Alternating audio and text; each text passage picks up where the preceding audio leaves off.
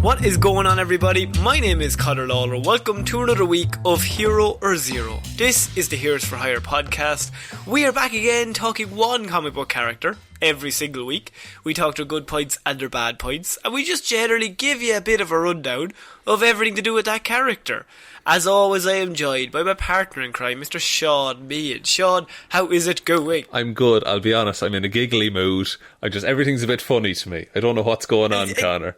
A giggly mood? Well, look, I was just that intro. I was stifling a laugh the whole time. You did it grand, but I was just like, God, wouldn't it be weird if I laughed now? And then that started me off, thinking, oh, should I laugh? Am I laughing? And now I'm just happy. You can follow us on Facebook. Yeah. I'm trying my best, man. Now I'm sad. How's that? Better content, yes! So, Shaun, you won't be sad for too long once you hear what character I'm doing. But this Conor, week. just to clarify, you usually pick DC characters and I usually pick Marvel. Isn't that the conceit of this show? That is correct. And so last week you picked a Marvel character nobody can even probably remember, like the Spot or the Blot or whatever his name was. Okay, the Blot, lovely, very creative. Blah, blah, blah, right? But this week I said last week's character was so good, and we've been doing a lot of good characters on Hero Zero recently, a lot of underrated characters, and so sometimes we used to do a thing that kind of mixed it up. That we didn't do underrated comic book characters, Shaun. What did we do on Hero Zero? We did absolute dog shit comic book characters. The worst of the worst. And so this week, I am back with one of my worst comic book characters ever created. What a dumb idea. DC character. I love it. It has been a while since we've done this. Yes. Where we just got to say, this is bad, and this existed in comic books. Okay, hit me with it, Conor. So, my character is created by Jerry Siegel and Jim Mooney in 1961, Action Comics 276. How you know it's good when it's the 60s. And it's a character, he's part of the Legion of Superheroes, which how you know it's definitely a shit character. Because, Shaun, this week we're doing Bouncing Boy. That's right, the boy who can bounce. Does he just have the powers of bouncing? He does, yeah. That's class. Okay, gonna destroy Darkseid. Yeah, okay, I'm with you. Yeah. So in the late 1950s, Mort Weisinger hired Jerry Siegel to start writing for DC Comics again, after roughly a decade apart. Siegel was fired in 1947 when he and Joe Shuster tried to regain the rights to Superman from DC Comics. Right. Now, enough time had passed that DC cut Siegel a break and brought him back. And Siegel's second stint at DC was extremely impressive, Shaun. He became one of the main writers for the Legion of Superheroes in the early years of the group. And Siegel was one of the writers who mastered the art of the superheroes who seem like jerks, but are actually are good guys using some convoluted plan. Right. And that was kind of his mantra. What a genre to describe. So the superheroes you think they're dickheads, but in the end you're like, oh, a clever plan they had. So they were pretending to be dickheads, or they are dickheads but just with a very good plan? Maybe a bit of both. So years later, this would be described as a term known as super dickery, which is what they're like in comic books. Right, okay. So Batman, of course. So it would seem like Superman, or a Legionnaire, was being mean. And that was what covers would show to draw in the reader. I basically know one of these. This is a complete derailment. You might be... do you bring up an example of this? But Superman was real mean. There was an issue where Superman was being real mean to Jimmy Olsen. Like Superman adopted Jimmy Olsen basically, and it was Jimmy Olsen was like, "Oh, thanks, Superman, you're the best." And I made you this picture, this jacket or whatever, and Superman just like fucking destroys it with laser vision, and it's just like, "These aren't even my colours, Jimmy." And he starts treating Jimmy Olsen like an absolute prick. Yeah, it's like shocking covers where you're like, "What is Superman? What has gotten into him?" Yeah, like he's meant to be a nice guy, but he's bullying a child. Yeah, and so keep this in mind when you read about Adventure Comics 301, which is the first issue after the Legion became a permanent fixture of Adventure Comics, with Superboy as the lead feature, running every issue until Adventure Comics 380. So that's a lot of issues they had. So what happened was, the story by Siegel opens with the Legion telling Bouncing Boy that he can't be a member of the Legion of Superheroes. 'Cause you're shit. Now, remember, the Legion actually debuted with their attempt to recruit Superboy for the Legion. So adding new members to their team was like a pretty big deal. And sure enough, in the years since their 1958 debut, they seem to add a new member basically in every single issue they showed up in. Right, okay. So it's just it's a hero of the week kind of deal. Yeah, and Bouncing Boy actually first appeared a year earlier in Action Comics as one of the other applicants to the Legion, along with Supergirl and Brainiac 5, who actually made his first appearance in that issue. That's pretty cool. Does Bouncing Boy not seem a bit under-equipped as compared to the others? Bouncing Boy and Sun Boy did not make it on the team. We're hearing about Sun Boy in the future, please. But Bouncing Boy, they didn't make the cut, Shaun. They turned up, they tried out, said, "You're just not good enough. You're not what we're looking for." We're looking for someone, with talent and skill who can actually make a difference. Yeah, and so Adventure Comics 301 features another membership drive. Because every year they gotta have a big membership drive to bring in some new Legionnaires. They have the new draft, yeah. Yeah. And eventually Cosmic Boy decides that the possible new Legionnaire should hear about how one of the members of the team came to make it on the Legion. And he randomly selects Bouncing Boy, who shows up to give his origin to them in the story. He tells the origin. Yes. Excellent. And so this is not going to be a normal Hero or Zero. This is, I'm telling you the origin that he tells us. And so this is how Bouncing Boy came to be, Shaun. Thank God, I was wondering. This is a bigger question than the Joker's origin. And now I will admit, it's one of the dumbest origins of any superhero ever. Excellent. Good.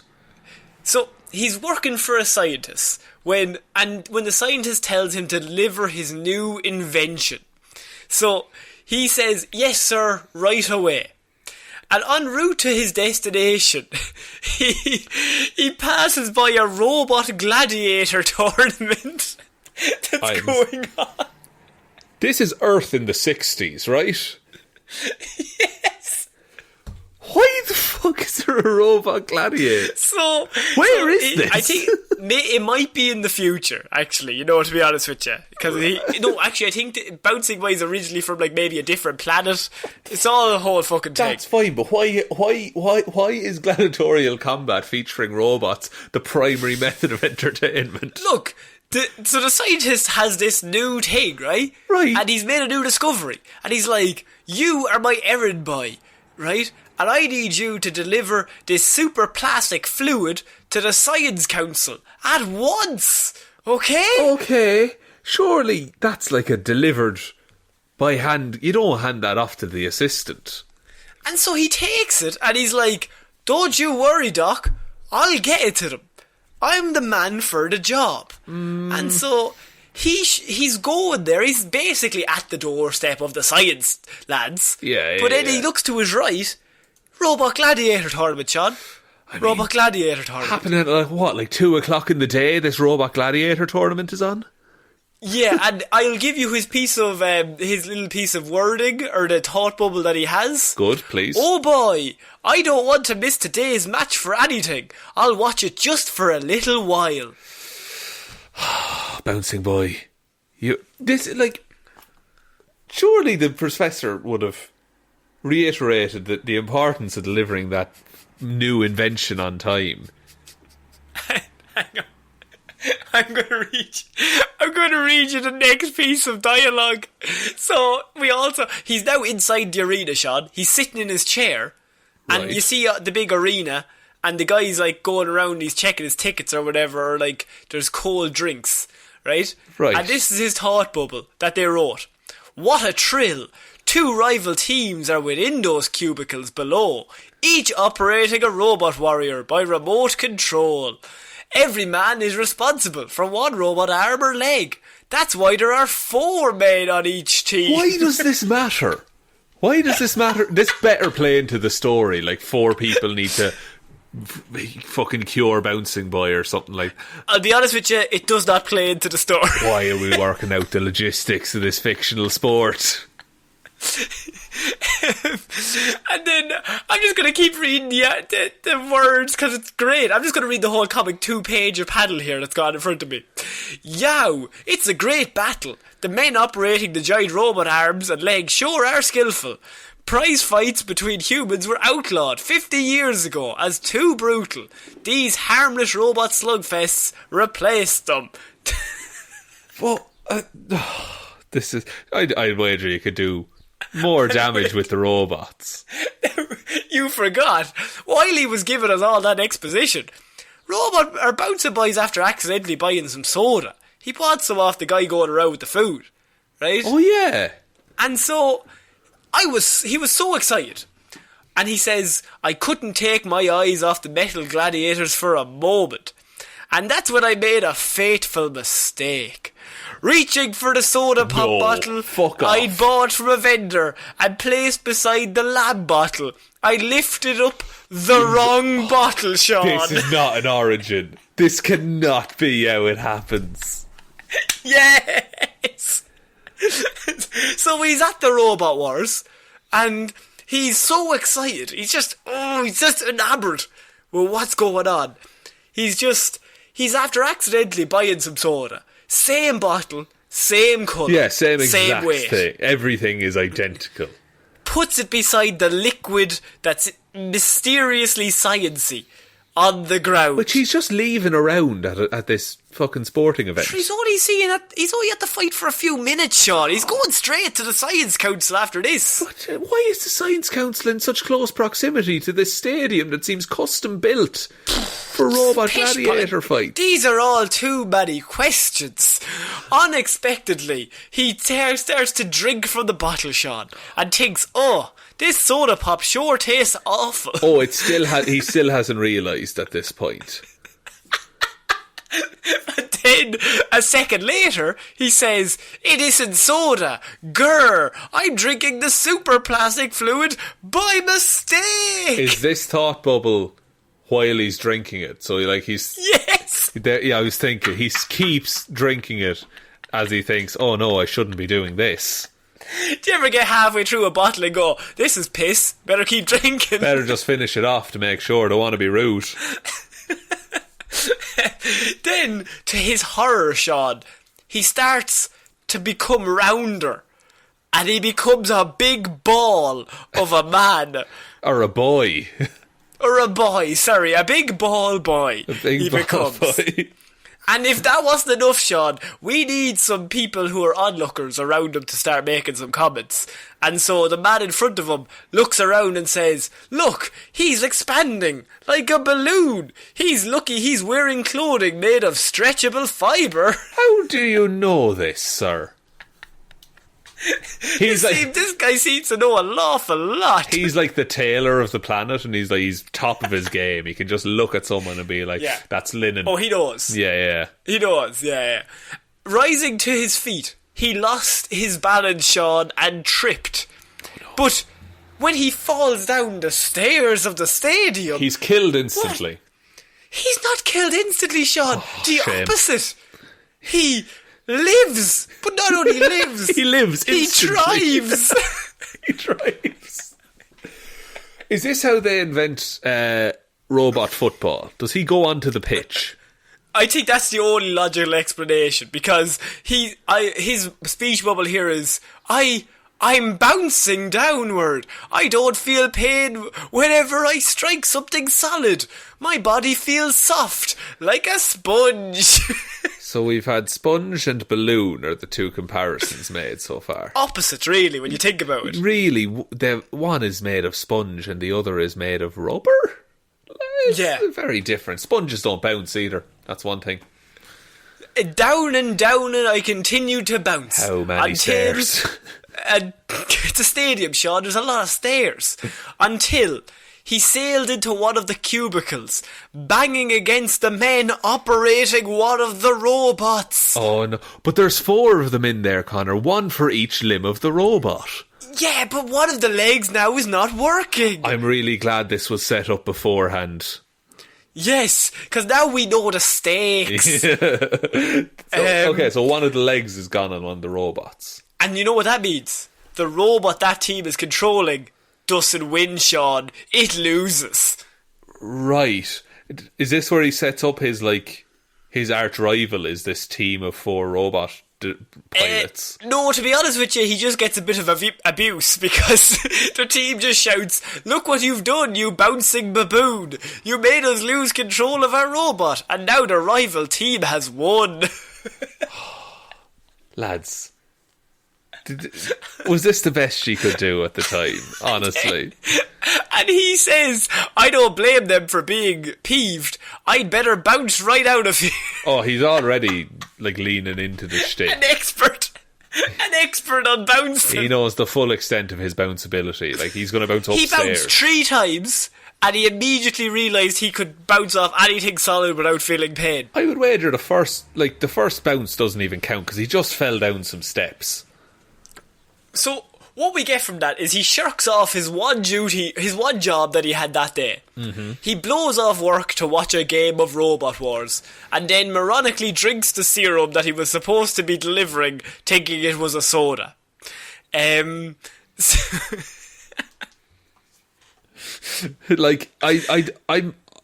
This is a dumb character. Not even we have had comics where they've just been stupidly written and they make no sense. This guy is an actual dumbass. Yeah, no, he is. Yeah, he's just wandering into situations. So he tries out for the Legion because now he's a superhero because he can bounce and he's a big man and he's a big round boy, and so he bounces on into the Legion and they reject him and they say, "You're shit. You're the guy that fucked up the Robot Wars." I had a load of bets on that. And so he goes off and he's like, "I'm never going to get back onto that team." But you know what he needs, Shaun? What? He needs to stop a bad guy or crime in some way to show that he's worthy. How does he just burst into someone and that's how he stops crime? So you have a bad guy come up in the next few scenes and he paralyses the other Legionnaires. Right. They're on the rope, Shaun. They're on the ropes. There's no one there to help. There's no one there to help, but there was one boy who had the ability to bounce. And so mentally, he wills his bouncing power to take effect, to become Bouncing Boy. Oh, he can turn it on and off. Yeah, he can turn it on or off, you know what I mean? When did he discover this? Yeah, when he just discovered it, he's super powered. Right, okay, fair enough. I'll allow it. And so he jumps, he takes a running jump and bounces towards the bad guy. No plan at this point. He's just bouncing towards him. And then the bad guy has one of the best pieces of dialogue ever said in comic books, because he says, "Keep away, fat boy, or I'll paralyse you like the others." Fucking hell. That's genuine abuse. Chill. That's not super villain dialogue. That's just really mean. "Keep away, fat boy." And in the comic book panel, Bouncing Boy is in the air as he's saying this. So he couldn't stop if he wanted to. He's already made the leap. He leaps before he looks. That's how we'll sum up Bouncing Boy. That's the thing. And he's in response, so he's already been called Fat Boy and been told, "I'm going to paralyse you if you just fucking don't stop gravity." So his self-esteem is bruised. Yeah, but Bouncing Boy is stronger than you think, because he says, "Oh, you think so? Let's find out just how wrong you are." Oh, yeah. Oh, very good. Oh, yeah. Very good comeback that he thought of there. Yes. Again, this plan is just, I'm going to smash into him. I'm going to bounce into him. And so he hits the bad guy smack bang on the chin, Shaun, with his elbow. Right? Right. And then he says the iconic line, because if you're a superhero, you need, a a one-liner when you knock someone out. Yeah, like it's clobbering time, or Hulk smash, or I'm Batman. He says, keep those metal mitts to yourself. They don't affect me at all. Oh, it's not as like marketable as the what I feel there. I feel I gave examples that didn't work with Bouncing Boy. and as he rebounds off the wall, so he hits him. He comes once, comes round, hits the guy, knocks him out, because the metal mitts, they don't affect him at all. It's true. He then bounces off the wall, and while he's bouncing back, says the line, he's unconscious, I'll remove the generator pack, so he won't be able to harm anyone else when he revives.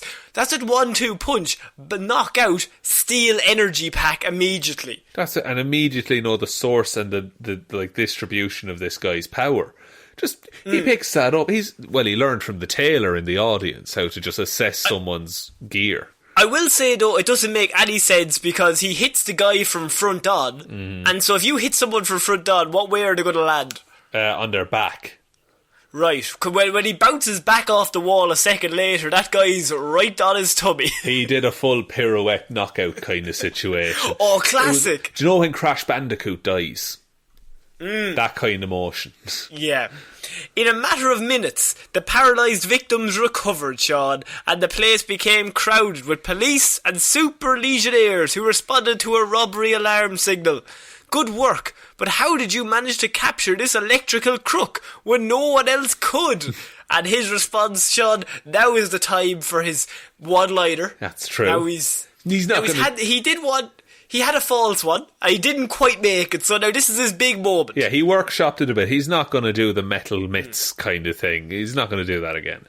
Like, the Legionnaires turned up here, and he's like, I gotta impress. They've already turned me down once, and I'm going to have to be able to say maybe in 4 words, 5 words, exactly what power I have and how I stop this man. Okay? Yes. And so he says, so they say, how possibly could you stop this crook that nobody else could? And he looks at them dead in the eye and he says, because of my bouncing power. Now, Shaun. Oh. That is very similar to I'm Batman. I felt that. That's it. And it's on the level with, like, why did you say that name? It's similar caliber there of delivering a line. It's because of my bouncing power.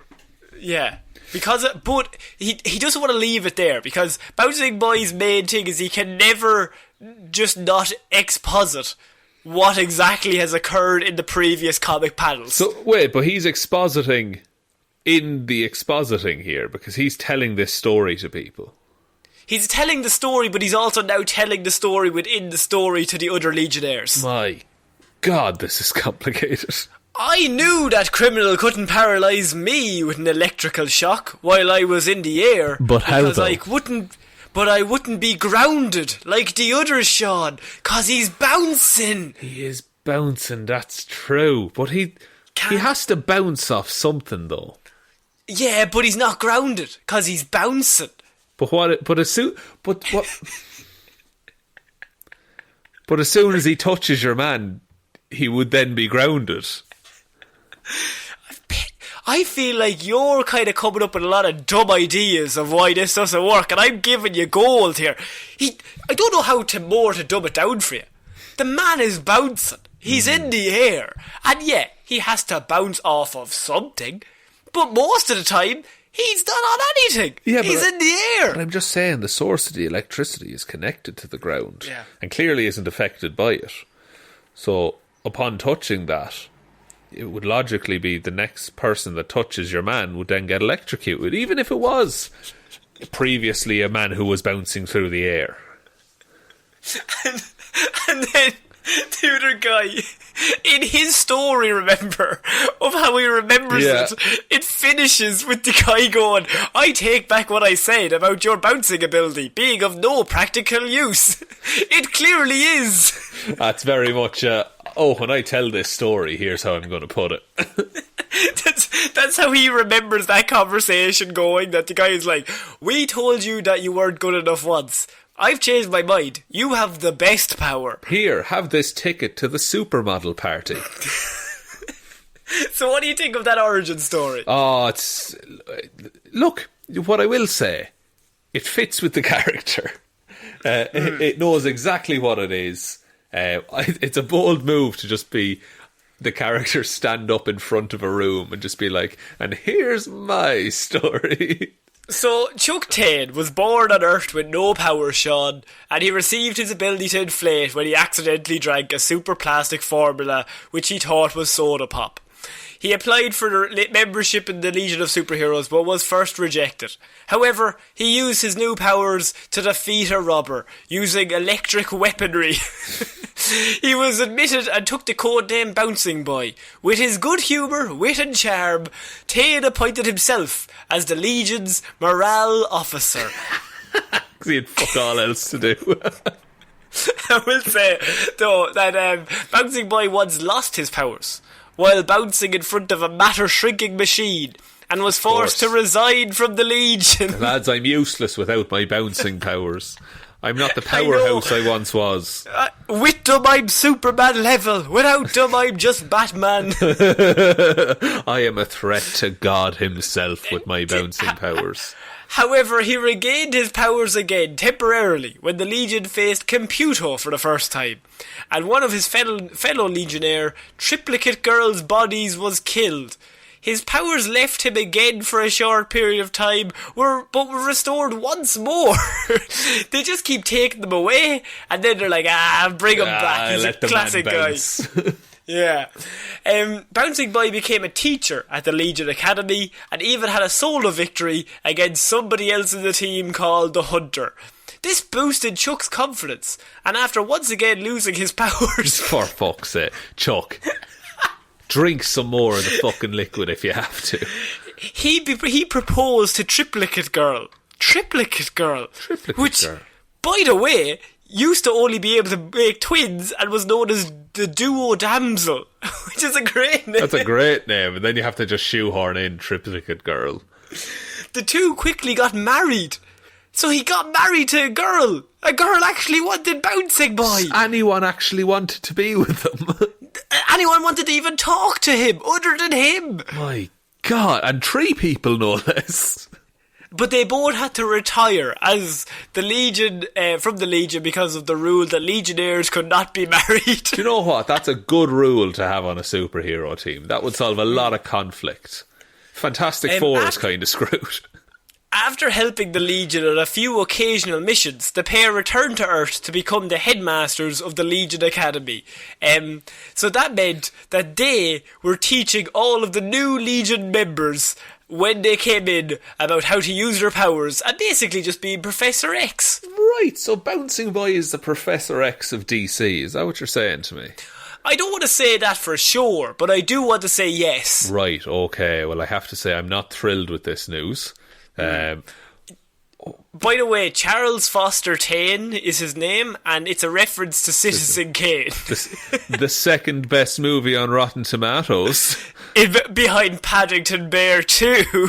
Which is just a nice movie. It's better than Bouncing Boy. Is he not like... if in the school, surely he's like the DOS class. The class where you don't really have to do anything, because what could he teach you? Yeah, like any new recruits could kill that man, surely. I mean, I feel like we could kill Bouncing Boy. Yeah, especially if he's lost his powers, then it's just killing a man. But the way he sees it, he's a god, either way. Yeah, he has self-confidence on his side.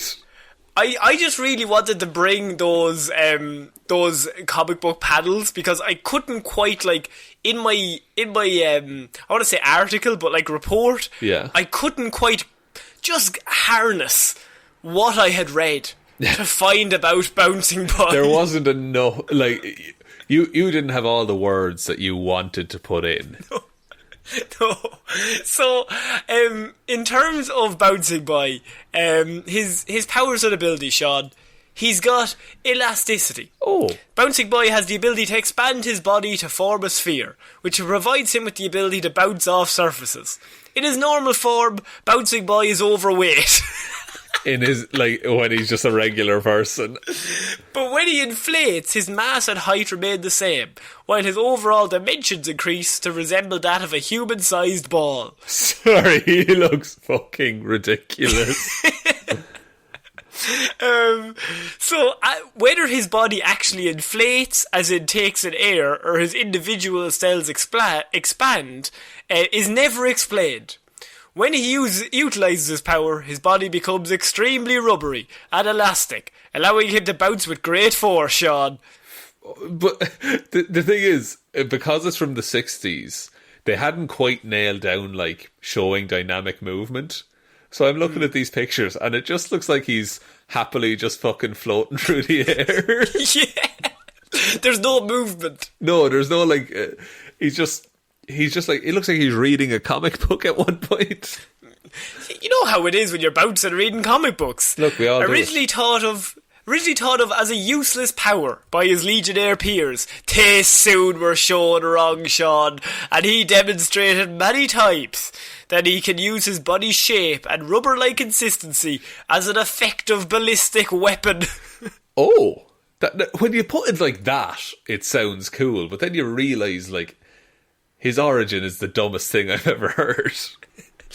Unlike an inanimate rubber ball, which will slowly lose its kinetic energy, Bouncing Boy uses his muscles to maintain his velocity and power, no matter how many times he bounces. Oh, so he's like the Juggernaut. Basically, he's more powerful than the Juggernaut, is what I'm saying to you. He could take the Juggernaut in a fight. I think he could take the Juggernaut and all of the X-Men with one arm tied behind his back. My God, you're wrong, but okay. No, I think so. I think he could be Thanos. So, by the way, he's lost his power 4 times, and the last time, in 8 years later, he lost his powers again for no apparent reason. They wear off every so often. You know how it is. Your powers come and go.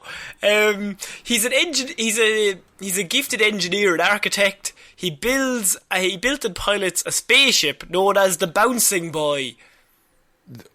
It's just called the Bouncing Boy. Just called the Bouncing Boy. But that's his name. Yeah, but the ship is also called the Bouncing Boy. So if I call the ship the Shaun Meehan? Yeah. That's ridiculous. That's the thing that irritates me most in this report.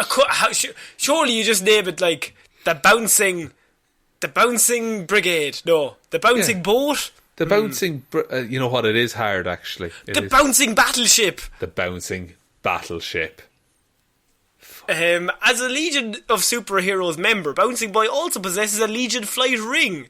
The ring gives its wearer the ability to fly, the speed and range of which is determined by the wearer's willpower. That seems very similar to a certain other ring that exists in DC Comics. It does seem very similar, Shaun, but that is the story of Bouncing Boy. I feel like this character needs its own movie. I mean, I could see him being in like a Suicide Squad kind of scenario where... Actually, to be honest with you, I was expecting him to be part of James Gunn's Suicide Squad. Yeah, like, I guess he's too much of a hero, because he seems to be genuinely, like, a good person in this.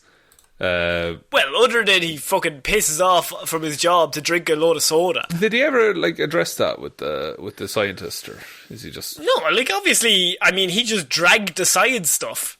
He didn't need to deliver it anymore. It was gone. Even in the 60s, surely you couldn't put that in a comic. Surely you couldn't, but you could, Shaun. You know those things aimed at children? Yeah, drink whatever you have. Drink weird liquids. You'll be fine. Just go under the sink and see what's there.